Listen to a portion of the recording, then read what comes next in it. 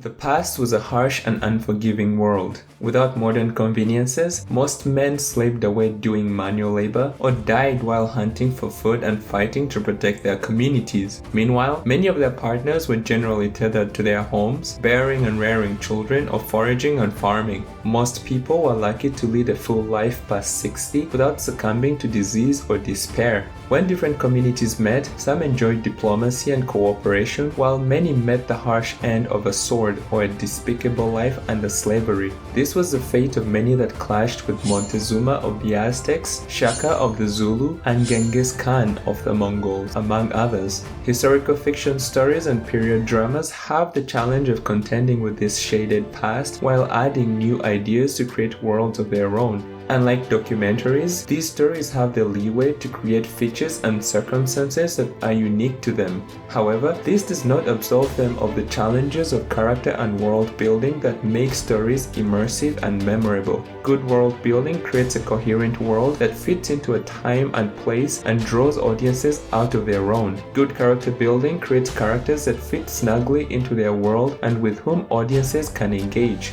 These components create a rich story that immerses the audience, makes sense in its own universe, and has high stakes for its characters. Our cultural and socio-political landscape is changing, and with it, the nature of historical worlds and characters that high-profile movies choose to portray. Each era has its own trends in narrative and world building, which says something about the creatives of our time compared to those of the past. The contrast between Prey in 2022 and Apocalypto from 2006 recalls differences that I'd observed between The Woman King and Zulu. Past historical projects created a harsh, complex world with rich characters motivated by circumstances born of their time and place. In contrast, recent projects, especially when they include diverse demographics, have been polished to appeal to contemporary sensibilities of identity and culture, seemingly unable to escape the dominant perspective of Hollywood today.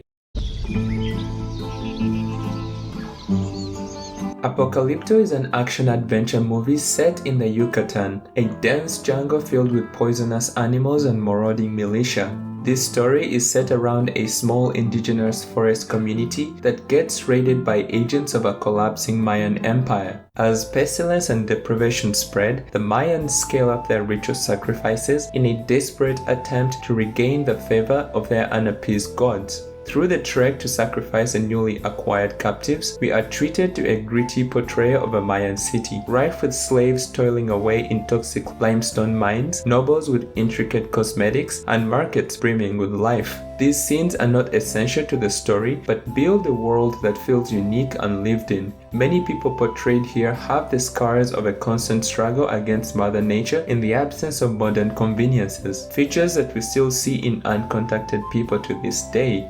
They speak Yucatec Mayan, which must have been a pain for the actors to learn.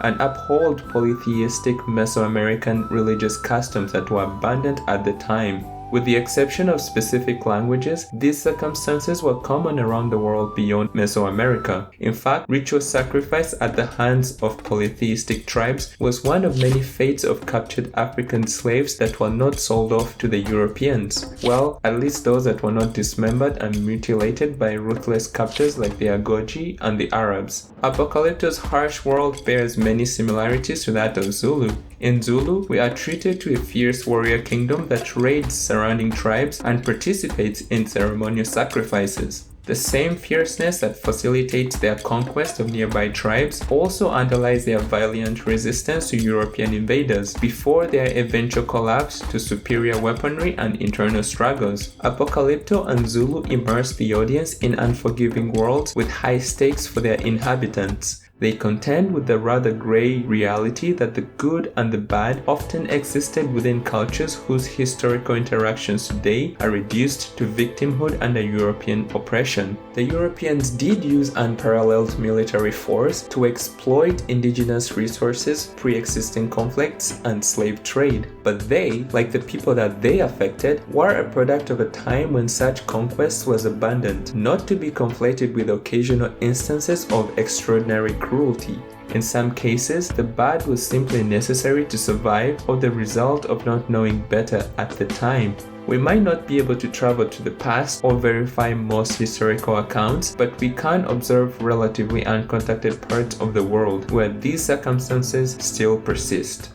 In contrast, Prey is a sci-fi action movie that is set in the Great Plains, with scattered forests and a unique assortment of predators. By contemporary standards, where most movies have taken to green screens and volume studios, the world of Prey is shot exceptionally well and rivals the jungle of Apocalypto. Prey focuses on a Comanche community that later encounters an extraterrestrial predator and French invaders. The audience is treated to a peaceful community whose only misgiving is not believing in the protagonist's abilities. The characters speak in English with the tone of your average college buddies. Your brother sent us to bring you home. Where is he? I saw it. Saw what? I saw what left those tracks. I couldn't see it until it was covered in blood, but it looked like a moot beats. You saw a monster from a children's story? Stop! Enough!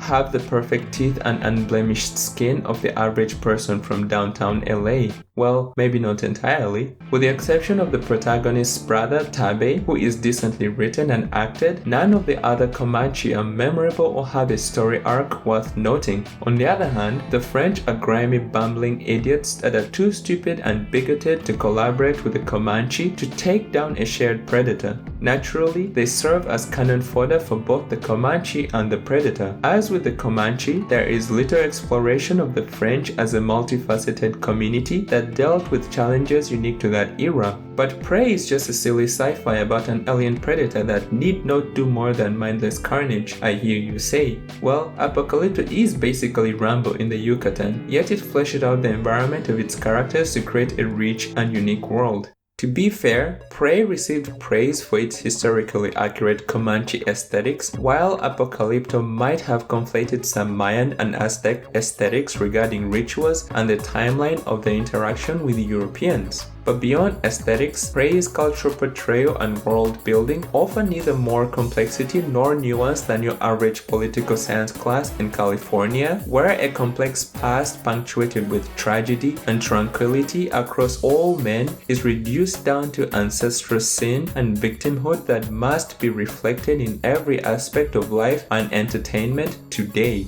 No wonder the interpersonal dynamics in new entertainment are indistinguishable from the world as modern Hollywood sees it, granting limited immersion in a well-rounded narrative set in a different time and place. Apocalypto follows Jaguar Po, an indigenous brave whose tribe is raided by an overwhelming Mayan force that easily subjugates them for a ritual sacrifice ceremony. Jaguar escapes the sacrifice ritual, killing the son of a Mayan military leader in the process. Consumed by vengeance, the Mayans pursue him on an epic chase. Each of the Mayans is a unique character. Some are fearful, others are superstitious, while their leader and his right-hand man are adamant and vengeful.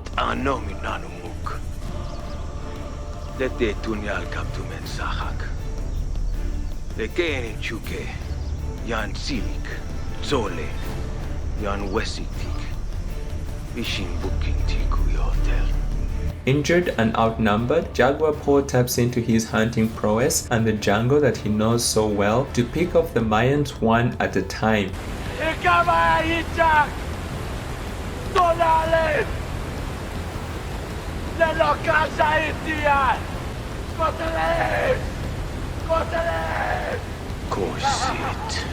Using everything from beehives, poison darts, and booby traps to kill and maim his pursuers down to the last two men. At every moment, Jaguar Po is vulnerable to the harsh world around him, raising the stakes at every turn as he strives to rescue his wife, who is trapped with a toddler and going through labor. Talk about stakes. Having watched all his tribesmen die, Jaguar Paul's return to his family is a cathartic moment, as we've witnessed him progress from a naive hunter to a fierce survivor against impossible odds.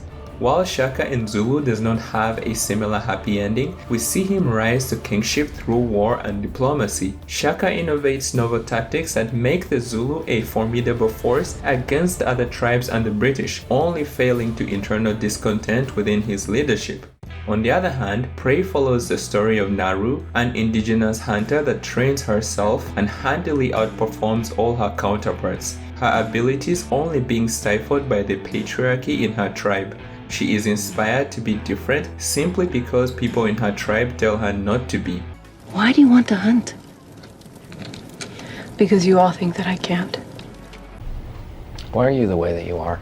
There is no meaningful exploration of why a hunter-gatherer community would be interested in separating labor, or how she's able to leave her tribe for long periods without obligation. Her story arc mirrors some modern protagonists like Captain Marvel, where their primary challenge is to get people around them to realize how powerful they truly are and get the hell out of their way. Even when outnumbered and without demonstrated hand-to-hand combat training, Naru dispenses of her male counterparts with ease. All her prominent detractors are flat characters that either get picked off by predators or fall to her axe. You could get shot sneaking up like that. He and I will find the lion and kill him.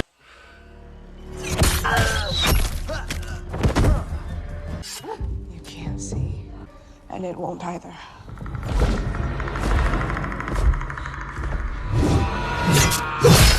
When attacked by several Frenchmen, she instantly taps into the Matrix, pulling off moves that Neo could only dream of. She shrugs off direct hits from a predator that has demonstrated sufficient physical strength to hold back a bear. To give credit where it's due, Prey only partly borrows from the Rey Skywalker school of extraordinary characters. We see Naru trained to hunt with a retrievable axe, but this is no explanation for her prowess in hand-to-hand combat. By this logic, Bear Grylls would make an excellent cage fighter simply because he excels at outdoor survival and hunting. Unsurprisingly, Naru triumphs over the French and the Predator.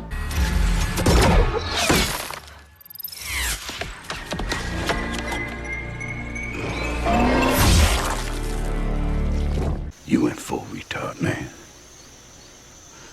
Never go full retard. Returning to her community to share a cursory gaze at the women in her tribe. Naru's journey to overcome the patriarchy mirrors that of Nawi in The Woman King, who escapes her betrothal to join the Agoji. Nawi's journey is more tumultuous than Naru's, but there is no real exploration of how raiding African villages for slaves affects her psyche. She simply blames the Europeans for bringing this immorality to Africa, and overall, her story is simply portrayed as a triumph. It's no surprise that Lupita Nyong'o rejected this role when she learned about the true history of the Agoji warriors. Martine's great-grandmother Yaga was enslaved, but remained on African soil. On the beach at Ouida is a memorial. It bears witness to the fate of thousands of prisoners that the warrior women captured by order of the kings to be sold to Europeans into the transatlantic slave trade. It was very emotional, very overwhelming to consider that side of the story, you know. We've heard a lot about the valor of the Agoji, how unstoppable they were, but until now I hadn't really heard the other side of the story, you know. As much as we highlight their strengths, we also have to acknowledge their crimes.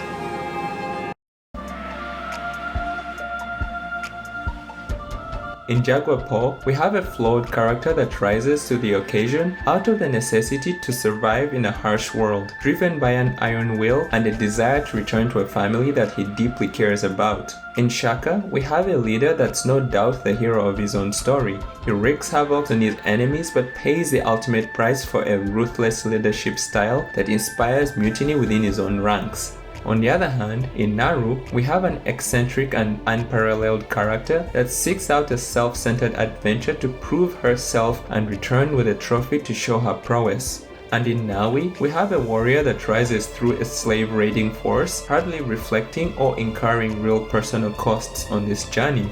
When compared to older historical fiction like Apocalypto, Prey may reflect a pathology of contemporary writing. While Apocalypto shows a multidimensional character that barely circumvents the unavoidable challenges of his world and time, Prey is a story of the inessential self-exploration that is common to modern developed societies. In a modern Hollywood with a distinct perspective about victims and perpetrators, the revisionism in The Woman King or the black and white interpersonal interactions in Prey are unsurprising. It's entirely possible that I'm seeing these old projects through rose-colored glasses, and that these newer projects are indeed deep and superior, as the ivory tower of critics would say. However, there is no shortage of producers, actors, and audiences that insist on seeing entertainment reflect their contemporary struggles and perspectives about identity.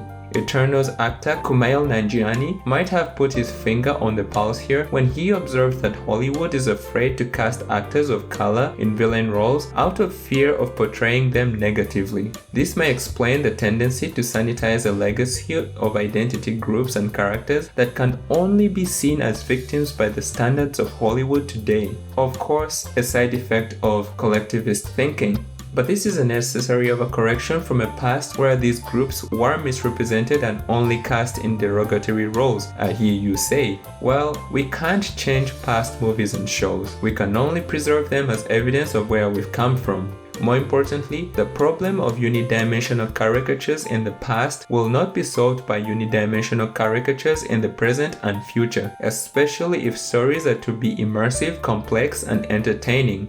We are simply left with a future where nuanced historical world building is lost and complex characters are few and far between. Fuck. That's all for this video. What do you think about world building and characters in historical cinema of the past compared to today? Let me know what you think down below. As always, thanks to all the subscribers for your engagement. Stay tuned and stay cool.